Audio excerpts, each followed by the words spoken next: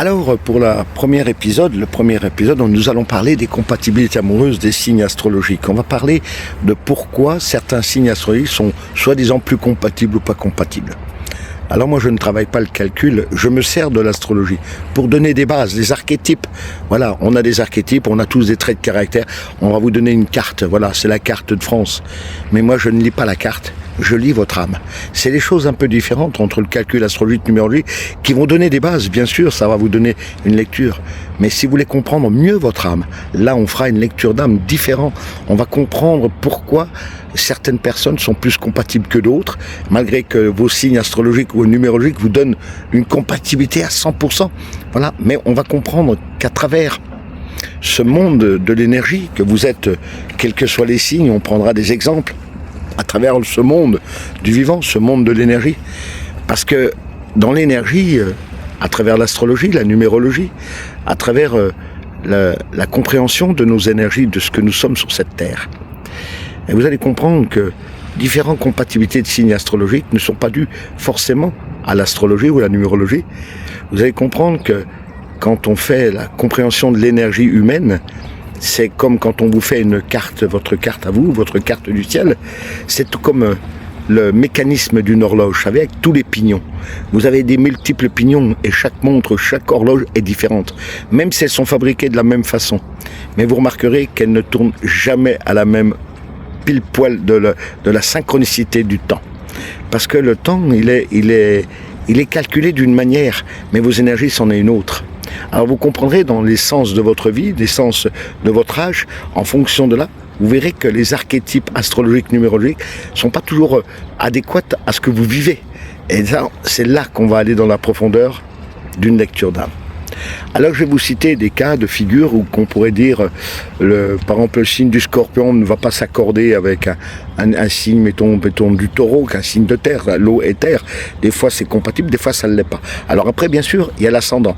L'ascendant va nous redonner une autre énergie. Puis ensuite il y a aussi les comportementales et puis aussi le karma.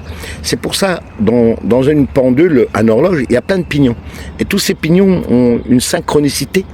Des fois juste une toute petite dent, avec un nième, un nano micron de moins, peut donner une résonance différente dans votre vie.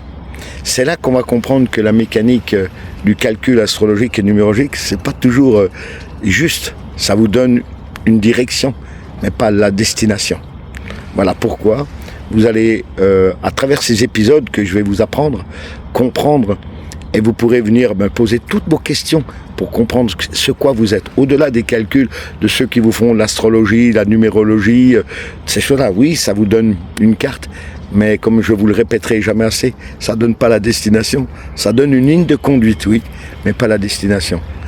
Parce que vous allez comprendre que votre énergie en tant qu'être humain, homme ou femme, on a des résonances différentes. On a un taux vibratoire différent.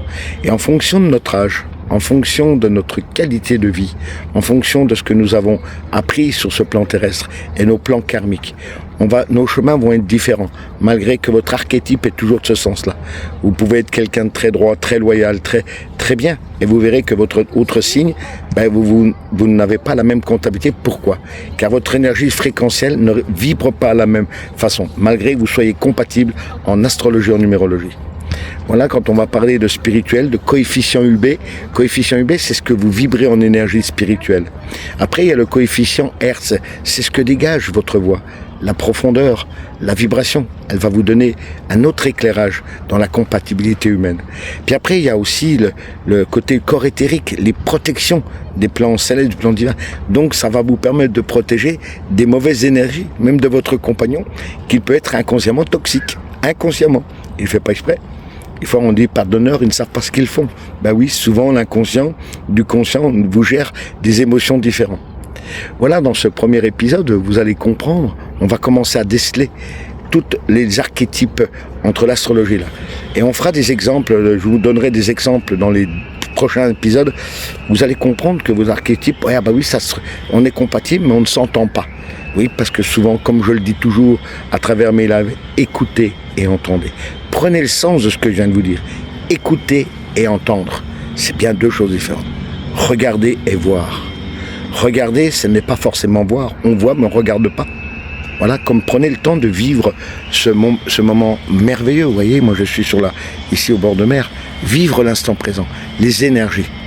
Et quand vous comprendrez la liaison de votre vie entre le plan céleste et le plan terrestre, vous allez vivre profondément. Sur ce, je vous dis à très bientôt au 2e épisode dans la profondeur de la lecture d'âme. Nous allons passer à la renaissance du phénix. Et vous verrez que c'est toujours très intéressant de découvrir qui nous sommes et le pourquoi. N'hésitez pas à poser des questions, à voir, comprendre. N'hésitez pas à vous intéresser à votre âme. Qu'est-ce qu'elle vous dit? Pourquoi vos souffrances? Pourquoi vous dites j'ai jamais de chance? Pourquoi ceci? Toutes ces questions, je vais vous les faire découvrir ce que votre âme est en train de vous dire. Au-delà de l'astrologie, au-delà de la numérologie. Au prochain épisode, à très bientôt chez lionvoyance.com.